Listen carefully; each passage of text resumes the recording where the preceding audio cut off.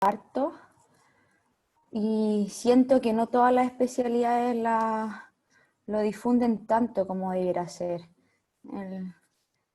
El, el ERAS, no sé si habían escuchado antes ustedes de esto, pero hace referencia a la recuperación intensificada de las pacientes después de una cirugía electiva. Entonces es un programa que nació ya hace un par de años y que el objetivo es, en el fondo, preparar a la paciente o a los pacientes, en el fondo, porque partieron para otra especialidad antes que nosotros, y es prepararlos de la mejor forma, tanto del periodo preoperatorio, intraoperatorio y en el postoperatorio, de manera que la recuperación postquirúrgica sea mucho mejor. ¿Ya? Entonces, vamos a ver acá, ¿por qué no avanza? Ahí sí.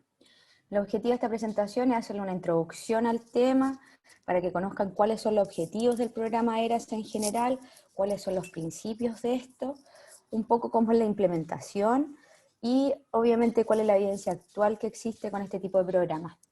Cuáles serían nuestras recomendaciones en forma resumida y un poquito las conclusiones de la gente que ha utilizado el programa. Ya, el ERAS, ¿en qué consiste? El ERAS en sí es un programa multimodal y multidisciplinario, o sea, no solo son el equipo médico, sino requerimos de muchos otros profesionales y que en el fondo está basado, todo esto en medicina basado en la evidencia, en que avala, en que se realice toda esta preparación para enfrentar una cirugía electiva. ¿Cuál es el objetivo? El objetivo de este programa o de toda su implementación es tratar de disminuir lo que es el estrés fisiológico y la disfunción orgánica asociado al acto quirúrgico. Por lo tanto, uno está enfocado en una recuperación intensificada de las pacientes. ¿Cómo surgió? Más o menos en el año 97, o sea, ustedes pueden ver que ya han pasado más de 20 años, Kellett describió la fisiopatología asociada principalmente a la disfunción orgánica y a todo el estrés quirúrgico que ocurría durante las cirugías colorectales. Y al empezar a analizar esto e implementar algunas medidas en ese momento, lograron disminuir la estadía hospitalaria a 3 días, que en ese momento para una cirugía de cáncer del colon era aproximadamente 7 días. Recién, un par de años después, en Londres se juntaron un grupo de académicos donde llegaron a realizar el primer consenso ERAS. Y este primer consenso surgió específicamente para la cirugía colorectal. Casi 10 años después se forma la Sociedad del ERAS, que es la que ha dado inicio a todos los protocolos en un gran número de subespecialidades médicas y especialidades médicas y también algún tipo de cirugía en particular. Entre los objetivos principales, que era estandarizar el cuidado perioperatorio, se dieron cuenta que obtuvieron también algunos objetivos secundarios que no los consideraban al principio, que lograron disminuir la estadía hospitalaria, también con esto se logra disminuir las complicaciones tanto intra como postoperatorias, y muy importante, que aumenta la satisfacción de los pacientes al ser sometidos a una cirugía electiva. Esto, terciariamente, se dieron cuenta que lograba disminuir los costos totales en salud. Por lo tanto, al implementar este tipo de programa, se dieron cuenta que tenía muchos beneficios para los pacientes. Y ellos dividen el principio del ERA en 3 etapas principalmente. Tenemos la etapa preoperatoria, en donde el objetivo es disminuir el estrés de las pacientes y obviamente mejorar la condición general, enfocado en la condición nutricional y enfocado en condición de hábitos también. Hay una etapa intraoperatoria, donde los objetivos son 2. Uno, realizar el manejo del dolor, como vamos a ver va a ser un manejo multimodal, y segundo, mantener la euvolemia, sin sobrevolemizar a las pacientes, sin exigirles tampoco una diuresis excesiva ni nada. Y en la etapa postoperatoria, lo importante es incentivar a moverse a las pacientes rápidamente post cirugía y obviamente el reinicio del tránsito intestinal lo más precoz posible. Dentro de la etapa preoperatoria, como les mencioné, lo importante es un manejo multidisciplinario, en donde primero obviamente es muy importante realizar una consejería, que es cuando uno realiza la evaluación de la paciente, en el fondo tratando de explicarle el paso a paso de cómo va a ser su hospitalización, cómo va a ser el proceso quirúrgico, cómo va a ser la recuperación, de manera de tratar de disminuir el estrés de las pacientes.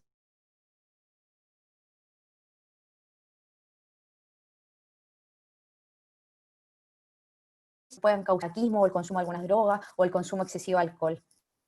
En cuanto a la condición nutricional, es importante hacer un screening de riesgos, evaluando si nuestra paciente está con una desnutrición severa o está con una obesidad severa, que uno podría tratar de realizar alguna intervención previa a la cirugía. Y de entre las comorbilidades, obviamente las más importantes y que han sido demostradas, es manejar bien a aquellas pacientes que se encuentran con un síndrome anémico importante y también aquellas que tengan un tipo de, ya sea insulinoresistencia o un estado de diabetes mal compensada, de manera de que lleguen las mejores condiciones a la cirugía. En cuanto a la etapa peri e intraoperatoria inmediata, esto es cuando la paciente llega a hospitalizarse en el fondo, es importante que hay ciertas cosas que se hacían sin tener una base o sin tener una evidencia propiamente tal, y una de estas que ha costado mucho, no mucho en nuestro ámbito, sino más en lo que es la cirugía digestiva, que es lo que corresponde a la preparación intestinal. La preparación en sí es proporcionar enemas a la paciente o prepararla, entre comillas, haciendo un régimen casi líquido los 3 días previos, haciéndole lavado intestinales, en el fondo con el objetivo, entre comillas, que la paciente llegara con el tubo digestivo lo más limpio posible. ¿Y qué resultó esto? En el fondo, cuando analizaron bien la evidencia, hay una revisión sistemática de la literatura que ya tiene su par de años, pero en que incluyeron 18 randomizados, doble ciego, todo lo que quieran de cirugía colorectal, y se dieron cuenta que la gran mayoría de las pacientes llegaban en forma deshidratada a la cirugía y no mejoraba la visualización durante el acto quirúrgico. Además, más adelante nos vamos a dar cuenta que la preparación intestinal no mejora las complicaciones postoperatorias, o sea, no van a ser más fístulas de la anastomosis términos terminal o lateroterminal en el fondo, porque el tubo digestivo esté mejor preparado. Por lo tanto, se dieron cuenta que la preparación intestinal no era una herramienta útil y además está desaconsejada en el fondo, porque la paciente llega en peores condiciones al acto quirúrgico. Ahora, en cuanto al régimen cero, yo creo que todos han pasado por anestesia o han estado cerca de los anestesistas, donde casi las pacientes tenían que estar en ayuno desde la noche anterior, casi 10, 12 horas de ayuno excesivo en el fondo para un acto quirúrgico, y esto en verdad ha sido como un dogma que se ha pasado más de boca a boca, que es lo que oficialmente apoya la evidencia. Lo que está totalmente demostrado que el ayuno debería ser 6 horas para cualquier tipo de sólidos, e incluso las pacientes podrían estar hasta 2 horas antes del pabellón consumiendo líquidos claros. Por lo tanto, el ayuno o régimen cero tiene que ser súper estricto, pero en ese tipo o en ese periodo de tiempo, no más allá, porque no es necesario. En el fondo se dieron cuenta que al tener mayor ayuno, esto aumentaba el catabolismo, por lo tanto, generaba menor reserva de glucógeno, y al tener menor glucógeno se le generaba un aumento de la insulinoresistencia, lo que impedía o retrasaba lo que era una mejor recuperación. Ahora, en cuanto a la tromboprofilaxis, esto yo creo que lo he leído 1000 veces, pero está full demostrado, sobre todo en las pacientes oncológicas, ya sea de cualquier tipo, pero el riesgo de algún evento trombótico está aumentado, especialmente durante los primeros 3 meses posoperatorio. Por lo tanto, se han hecho hartos estudios para tratar de identificar cuál es el mejor agente para lograr disminuir este riesgo. En verdad no hay mucha diferencia en cuanto a heparina no fraccionada o heparina sódica, que es la común, versus la heparina de bajo peso molecular. Claramente es más cómodo que te funcione una vez al día versus 2, como correría con la sódica, pero sí, obviamente esto hay que sumarle a lo que son las medidas mecánicas, como son las medidas de compresión, las que son de compresión neumática durante el intraoperatorio, y también las medidas ajustadas obviamente al tamaño de la paciente, porque se van a dar cuenta que muchas medidas son un poquito chiquititas para algunas de nuestras pacientes. Y lo mínimo que uno debiera mantenerlo, que sería por lo menos los primeros 28 días postoperatorio. Y la antibiótico profilaxis, también más que sabido, en el fondo la idea es que uno debiera administrar las cefalosporinas de primera generación, esto debería ser por lo menos 1 hora previo a la incisión. no en el minuto que la paciente está en pabellón ya, como se van a dar cuenta que ocurre. La idea es que la paciente cuando esté en la preanestesia, cuando ocurra más o menos una hora al minuto que uno vaya a hacer la incisión en la piel, debiera tener la administración del antibiótico de manera que esté actuando en el minuto que uno esté realizando la cirugía. También hay un randomizado bien bonito que evaluaron qué tipo de aseo o qué tipo de herramientas de jabón, entre comillas, permitía disminuir más el riesgo de hacer una infección intraoperatoria o del sitio de infección, o sea, sitio operatorio, perdón, hicieron que cuenta que la clorexidina era mucho mejor en relación al uso de povidona. Ahora, es importante evitar el rasurado del vello en forma excesiva, se van a dar cuenta que en algunos lugares la paciente casi queda con una depilación tipo brasileña, y en el fondo no es necesario, solamente vale la pena realizar un corte del vello de manera que no te impida hacer un buen cierre de la pared, pero el rasurado excesivo genera una reacción inflamatoria importante a nivel de la piel y eso en el fondo nos produce harto problema después la cicatrización. A ver, espera un segundito que voy a checar ahí y voy a dar acá. Y el último punto de esto era el uso de ansiolíticos. Antes era súper frecuente que las pacientes la noche anterior a la cirugía uno le administrara algún tipo de medicamento para que estuviera un poco más tranquila, y en verdad se dieron cuenta que es una herramienta súper poco útil y también no está recomendado realizar porque las pacientes en general están un poco más alterada su función cognitiva y por lo tanto retrasa como el retorno a la normalidad de la paciente en el tiempo postoperatorio, y esto también a su vez se traduce en un retraso de la ingesta y en un retraso de la movilidad o de la movilización precoz. Por lo tanto, estos conceptos que muchas veces están como en nuestra mente, como principalmente como por consenso de expertos, entre comillas, han sido evaluados por la evidencia y se ha visto cuáles son las recomendaciones oficiales y cuáles no. Ahora, en la etapa intraoperatoria propiamente tal, la eubolemia hace relación principalmente a mantener un balance de la homeostasis, o sea, que la paciente se mantenga con su ciclo estable, pero evitando realizar un uso liberal del volumen. Esto, no sé si ustedes se han dado cuenta, pero la paciente cuando llega al pabellón llega pasando con su suero abierto y puede que ya se haya volemizado incluso un suero dentro de su sala antes de llegar a la preanestesia, y en el fondo lo que dice es que la vía venosa debiera estar cerrada hasta el minuto que la paciente ingresa al pabellón, y es desde ahí que uno empieza a hacer el balance de tanto los ingresos como los egresos, de manera de no generar una sobrevolemización de las pacientes. Y la oliguria permisiva hace relación a las pacientes del tiempo postoperatorio inmediato, que muchas veces van a decir, o los van a llamar y le van a decir, doctor, la paciente no está orinando, que ha orinado apenas, no sé, 100 cc en las últimas 2 horas. Y en verdad, lo que uno tiene que tener en mente es que todo el estrés fisiológico que ocurre posterior a la cirugía hace que se distribuyan los líquidos en distintas partes de nuestro cuerpo, y la diuresis va a ser súper límite al principio. Y no es necesario estar administrando diuréticos para forzar la diuresis, sino lo importante es tener en mente que puede ocurrir y que se va a normalizar. Sobre todo cuando ustedes han estado sumamente tranquilos en que no ha habido un daño de la vía urinaria, y en el fondo no tenemos que sobreexigir a las pacientes en este sentido. En cuanto a la hipotermia, ustedes van a ver que generalmente a las pacientes se le pone un Verhager, o estos son como frazaditas que uno le pone que se llenan de aire caliente, de manera de mantener la temperatura lo más adecuada a la paciente, y porque principalmente la hipotermia se traduce en morbilidad asociada a la paciente en una recuperación más lenta.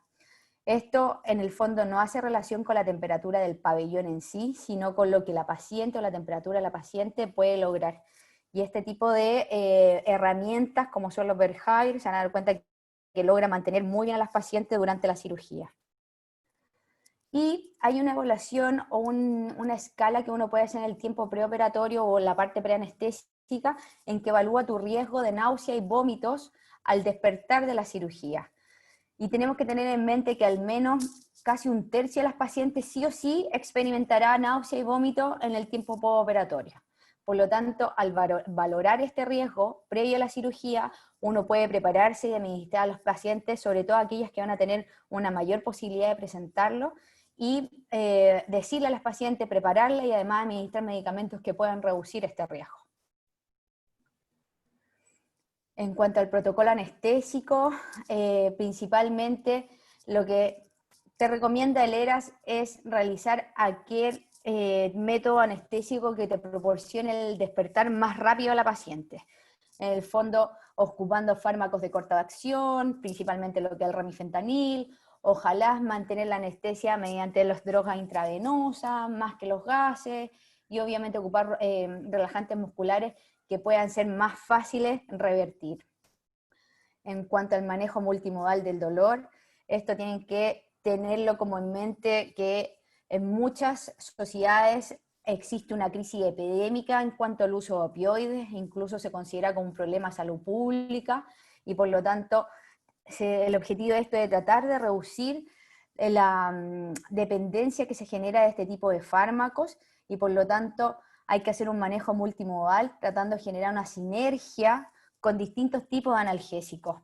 Y ellos recomiendan no solo ocupar medicamentos vía endovenosa, sino también se podrían hacer anestesias epidurales más altas, de manera que generan una mejor anestesia o analgesia para el postoperatorio, o también hacer bloqueos de la pared abdominal de manera que la analgesia se mantenga por más tiempo sin tener la necesidad de utilizar opioides prolongadamente.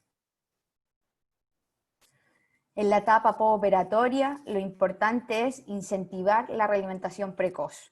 Acá no existe lo que uno le deja al paciente, así como clásicamente un régimen a tolerancia, o liviano, o régimen hídrico, no. Lo que te dice es que el ERAS evalúa que uno deberá reintegrar tu régimen habitual o tu régimen común, ojalá a las 4 o 6 horas, o sea, postoperatorio pueden ser casi inmediato que uno puede reiniciar los sólidos, e incluso los líquidos uno podría partirlos 2 horas después de la cirugía. Y al evaluar a se dieron cuenta que casi el 90% de las pacientes tiene una buena tolerancia, no aumentando las complicaciones postoperatorias. En cuanto al tránsito intestinal, 1 de cada 4 pacientes sí o sí va a presentar un hilo paralítico, por lo tanto tenemos que considerar eso. Actualmente no tenemos todavía un procinético ideal que digamos con esto lo vamos a solucionar 100%, tenemos que ocupar lo que tengamos a disponibilidad. Y se hicieron varios estudios, uno era utilizando el chicle para incentivar rápidamente la movilidad intestinal, y actualmente lo que se ocupa también es incentivarlo con café, de manera que el tránsito se reactive lo antes posible. Y lo otro, que son los 3 pilares más importantes, es incentivar la movilización precoz. Para esto, en el fondo debiéramos contar con un equipo, no solo para la etapa preoperatoria, que incluya las Nutri, que incluya la anestesista, que incluya la enfermera o matrona que está a cargo del programa, sino también un equipo de kines bien importante, sobre todo para la etapa postoperatoria inmediata, en donde se han visto que, en el fondo, incentivar la movilidad de las pacientes ha disminuido la tasa de complicaciones, mejora el tránsito intestinal, mejora la realimentación precoz, y la idea es que la paciente, si se opera en la mañana, dentro de las próximas 6 horas posterior a la anestesia, la paciente ya se pueda levantar, e incluso el primer día postoperatorio uno le recomendaría a la paciente que esté 8 horas fuera de su cama. ¿Y eso cómo uno lo logra? Que se levante por lo menos 6 veces, 8 veces durante el día, que todas las comidas las haga sentada fuera de la cama, que la kine vaya o el kine vaya a hacer tanto la kinesioterapia respiratoria como uno le indica, más la movilidad pasiva, de manera que la paciente pueda moverse lo más precoz posible. ¿Qué cosas puede limitar un poco esto? El uso excesivo de drenajes que uno pueda dejar a nivel abdominal, o el uso prolongado de sondas vesicales, que en el fondo, si la paciente no tenía algún daño en la vía urinaria, uno podría retirarla tempranamente, incluso a las 6-8 horas post cirugía. ¿Hasta aquí hay alguna duda? Porque ahora vamos a hablar un poquito cómo se implementa, un poco sobre cómo se lleva a cabo el programa. ¿No? Doc, yo tengo una duda. Dígame. Respecto al cese del consumo de alcohol, que era 4 semanas, es para Ajá. gente que tiene un consumo habitual, ¿o no? No es como que sea esporádico. O sea, como consumo más excesivo más que todo, eso es lo que buscas. Tratar de reducir tu cantidad de alcohol. Ya, o sea, alguien que no tiene un consumo excesivo Claro, podría, como en el en ese fondo, tiempo, tomar si tú- algo. claro, si tú consumes tu copa de vino al día o esto es ocasional el fin de semana, no es un problema, pero habla principalmente de consumidores problemas. Ya, gracias. ¿Alguna otra duda, consulta por mientras? ¿Cierto? Dígame. También hablaban de como bebidas como con hartos carbohidratos, como previo a las cirugías. Lo que Eso busca es, ¿eh? funciona, ¿cuánto antes se da? En el fondo mantenerlo hasta 2 horas antes también. Hay unos preparados como ricos en glucógeno con el objetivo que tú mantengas como tu reserva lo más a top posible, de manera que no te pille con las reservas disminuidas. Y con eso lograrías disminuir tu grado o tu nivel de insulina resistencia que se pueda generar por el estrés fisiológico. Lo que más se ha utilizado ha sido en la cirugía colorectal, y ellos son los que más lo han aprobado en verdad, más que dentro del área gineco-oncológica. Y en general ellos, dentro de sus resultados, buscan que tener menos filtración, que en el fondo se mantenga mejores las condiciones para que la ranastomosis filtre menos durante la cirugía o en el postoperatorio. Gracias. Bien. Ya, en el chat parece que no hay nada, así que vamos a seguir. Bueno, en cuanto a la implementación, nos hemos dado cuenta que es importante que haya un protocolo establecido de cómo introducir al servicio en que se va a implementar el ERAS.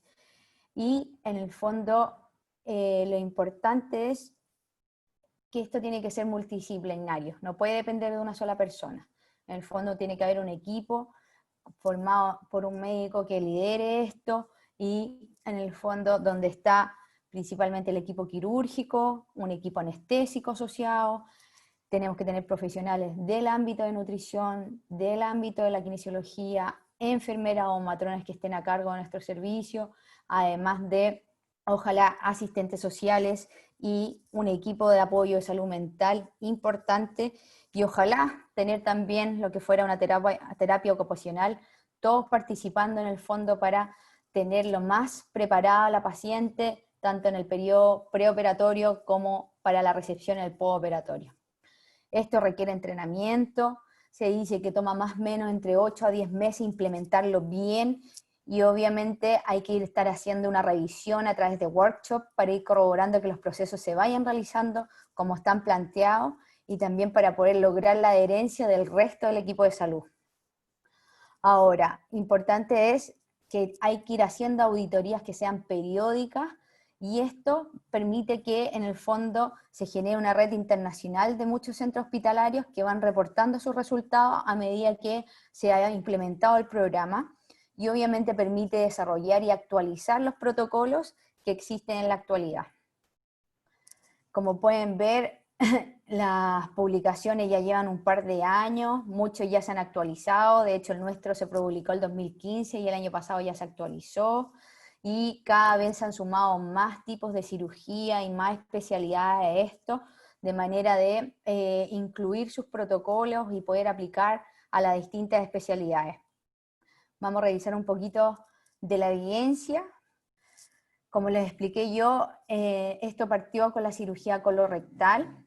En el 2010 ya se hizo un metaanálisis con 6 estudios bien importantes, incluían un buen número de pacientes, y ellos se dieron cuenta que lograron disminuir considerablemente su estadía hospitalaria, por lo menos entre 2.5 a 3 días, versus el tratamiento común o el protocolo habitual que realizaban ellos. Esto considerando grandes cirugías que iban a cirugía electiva colorectal, principalmente enfocado en pacientes oncológicos. Ahora, aparte de la reducción de la estadía hospitalaria, disminuyeron un 50% sus complicaciones, que era lo que más asustaban a ellos. O sea, en el fondo, claro, podemos disminuir nuestra estadía hospitalaria, pero el reingreso de pacientes por complicaciones postoperatorias va a ser mayor, y en verdad al revisar los datos se dieron cuenta que lograron reducirla hasta en un 50%. Después se hizo otro metaanálisis que incluyó más número de estudios, casi 2.000 pacientes, donde esta disminución de estadía hospitalaria se mantuvo, perdón, se mantuvo en el tiempo versus el tratamiento habitual, y en cuanto a las complicaciones, también disminuyeron todo tipo de tasas de complicaciones generales. Por lo tanto, ellos fueron los primeros que dieron a conocer estos resultados, y de ahí empezaron a ampliarlo a otras especialidades. Nosotros les voy a mostrar un poco de la evidencia que hay en gine general primero, y después vamos a ir a la parte oncológica. Y los primeros estudios salieron obviamente en forma retrospectiva, y se dieron cuenta que, por ejemplo, para una histerectomía simple, logran disminuir, al implementar estos cambios, la estadía hospitalaria. Que ustedes se van a dar cuenta que las pacientes que están hospitalizadas por histerectomía abdominal generalmente están 2 días postoperatorios, y ellos lograron reducirlo ya a 1 día postoperatorio. Ahora, también existe evidencia en cuanto a cirugía vaginal o histerectomías vaginales, donde casi la reducción en el fondo logran a que la paciente estuviera postoperada, al día siguiente seguía de alta, versus también los costos. O sea, se dieron cuenta que podían reducir casi en promedio 150 euros por paciente, en el hecho de que las pacientes reducían su hospitalización y además las complicaciones. Ahora, esto también se dieron cuenta que no solo se aplicaba a la cirugía ginecológica habitual, o sea, como histerectomías vaginales, histerectomías abdominales, sino también se podía aplicar a la cirugía mínimamente invasiva por endometriosis profunda, que se van a dar cuenta que son cirugías bien cruentas, cuando hay resección también colónica o de nódulos que comprometen el tabique rectovaginal. Y en este tipo de pacientes lograron disminuir también lo que era estadía hospitalaria y sin aumentar el número de readmisiones. Entonces cada vez se fueron ocupando un poquito más para distintas especialidades dentro de la ginecología general, hasta que empezaron a evaluarse pacientes oncológicas. Partieron los estudios retrospectivos, primero con Chase, el 2008, que ya estaban aplicando algunas cosas de los protocolos, y se dieron cuenta que por motivo de cáncer, sí lograban igual disminuir la estadía hospitalaria versus el tratamiento habitual. La gran mayoría de estas pacientes eran sometidas a cirugía por ovario, por cáncer de ovario, más que otro tipo de cáncer, pero en el fondo sí, a pesar de ser una gran cirugía, logran disminuir la estadía. Vino una revisión Cochrane, que como pueden ver incluyeron solamente 3 estudios de cáncer de ovario que no eran randomizados ni nada, y a pesar de que tenían poco estudio y poco N, ellos lograron demostrar que existía un potencial beneficio, pero obviamente se requería algún estudio que fuera randomizado y prospectivo lesivo como corresponde. Y surgió uno también como análisis retrospectivo el 2012, donde en ese momento se llamaba como Fast Track, que era como, después se cambió obviamente el protocolo como era, pero era como cirugía como de una rápida recuperación, y ellos se dieron cuenta que tanto la estadía hospitalaria estaba disminuida, pero la técnica no cambiaba, o sea, en el fondo podían mantener una técnica operatoria con los mismos resultados oncológicos esperables, con una mejor adherencia de la paciente, y esto también se traducía a una disminución de la estadía hospitalaria. El Calogera, el 2013, también tuvo un análisis retrospectivo con casi 250 pacientes, donde ellos también hicieron un estudio de costo y se dieron cuenta que además de reducir los días hospitalarios, en general también podían reducir sus costos totales en salud. Ahora, cuando salió el metaanálisis de estudios retrospectivos, solamente retrospectivos, se dieron cuenta que se lograban reducir efectivamente la estadía hospitalaria de las pacientes oncológicas o dentro de la cirugía mayor ginecológica. Pero cuando salió el primer randomizado en ginecología oncológica, así como el primero que se esperaba, así como con doble ciego, que iba a ser prospectivo, todo el asunto, se dieron cuenta que no redujo las estadías hospitalarias. Entonces todos se cuestionaron en el fondo por qué, si todo lo otro lo había demostrado, qué pasó acá. Y lo que llamaba mucho la atención era que quizás el estudio no había estado bien auditado, no había sido bien realizado, principalmente porque el tiempo operatorio promedio de las pacientes no sobrepasaba la hora. Entonces, si estamos hablando de pacientes oncológicas, donde son cirugías grandes, que el tiempo promedio es, aunque sea el más experto y aunque sea la técnica más mínimamente invasiva, no va a ser en promedio menos de 2 horas, 2 horas y media, y por lo tanto hacía cuestionar mucho qué tipo de cirugía obviamente estaban realizando, y si eso había tenido algún tipo de influencia en los resultados totales. Luego salió el ProFast, que se publicó hace poco, en el fondo que también fue un randomizado, que fue multicéntrico, y ellos sí lograron disminuir su estadía hospitalaria y también hubo una reducción en el número de readmisiones de las pacientes por complicaciones postoperatorias. Sin embargo, no hubo diferencias en complicaciones ni en mortalidad. O sea, lo que se mantuvo efectivamente, menor estadía, menor reducción, o sea, menor readmisión, pero en cuanto a complicaciones generales no hubo una diferencia estadísticamente significativa.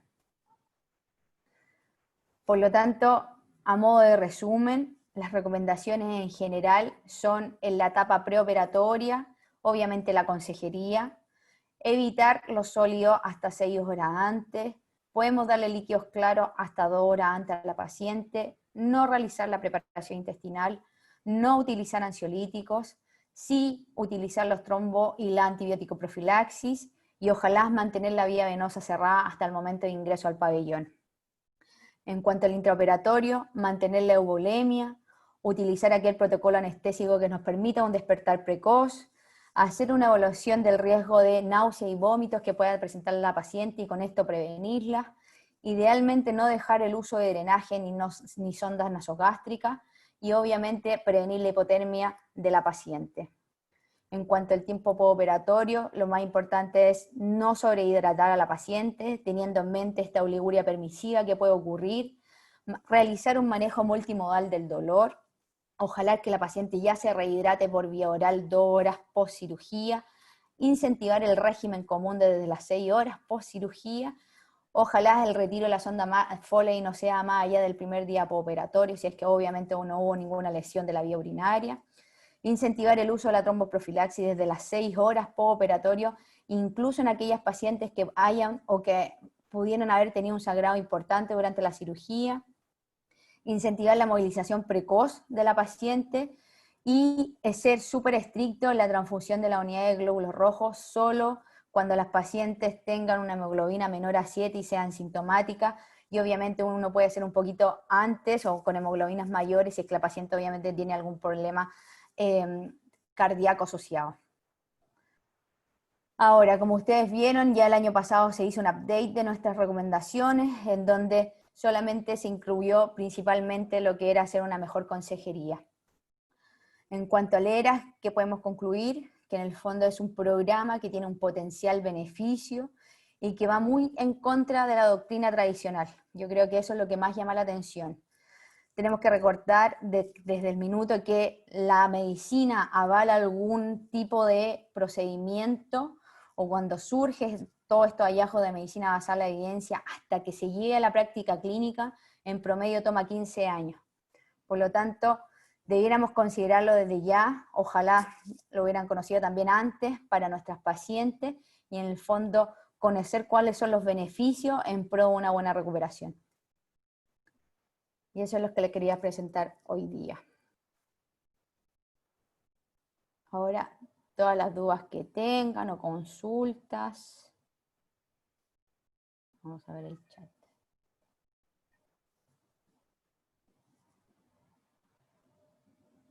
No sé si habían escuchado antes del ERAS, habían visto en otras especialidades.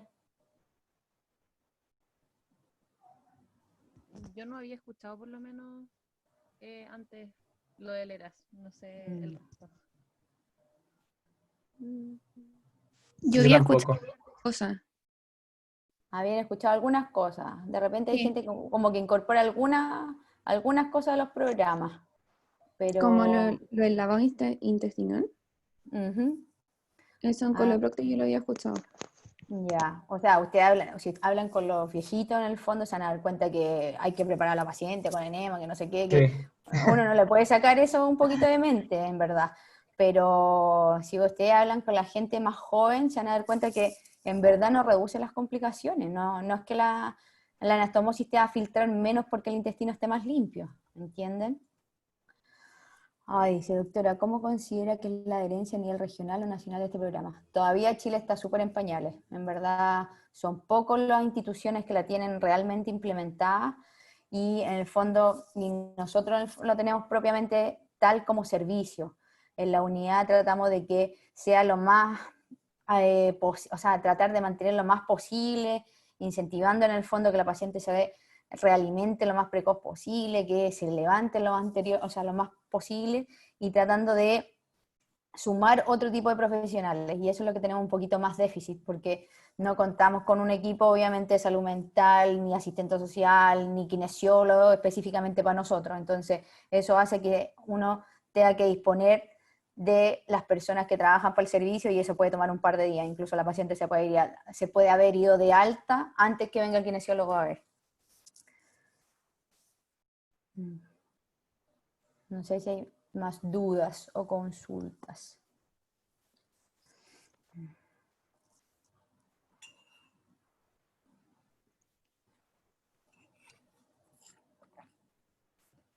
En verdad esto está como, ustedes no sé si se metieron, algunos se metió a la página del ERAS o de la sociedad, y están todos los protocolos, uno los puede descargar, el protocolo que uno quiera lo puede descargar, no, son todos gratuitos y están para todos los tipos de especialidades, incluso ahora hay ERAS para las cesáreas que antes no existía, porque en el fondo esto nació enfocado en lo que es la cirugía electiva, y ahora hay muchas cirugías de urgencias que también se pueden incluir en lo que son los protocolos.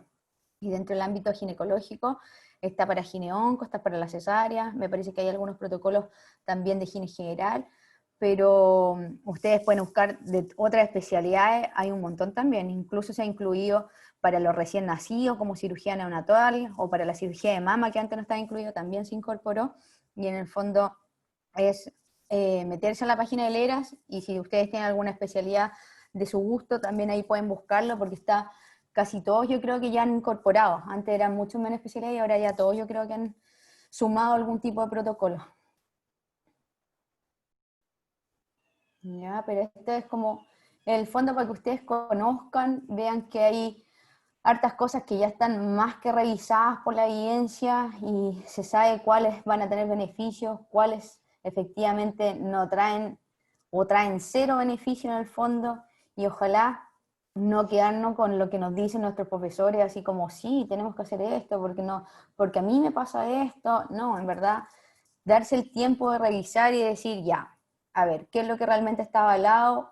Esto, obviamente uno tiene que ser estricto en eso, o sea, tampoco uno es un seguidor fanático de esto, pero hay hartas cosas que han sido evaluadas y que sí tienen beneficio. Entonces, eso es importante conocer y no quedarse con lo que nos van a decir nuestros profesores antiguos, porque muchas cosas han cambiado.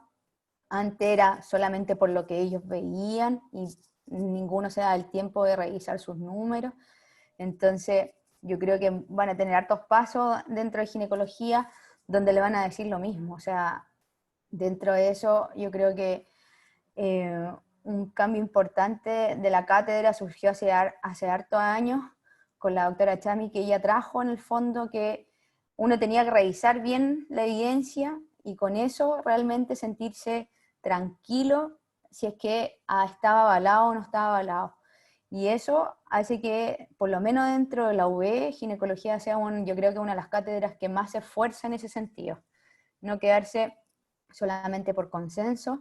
Ustedes pueden tener contacto con otros estudiantes de medicina, incluso acá de Chile, donde tienen otros manejos de trabajo de parto, muchos manejos mucho más tradicionales, que no conocen incluso el manejo activo del parto, o lo consideran como casi algo medio distinto a realizar, o medio loco para realizar, y se van a dar cuenta que siguen doctrinas súper tradicionales que no van a traer mayor beneficio a nuestras pacientes. Entonces, yo creo que eso ha permitido que conozcamos más ámbitos en donde la evidencia efectivamente está y está con beneficios para nuestras pacientes.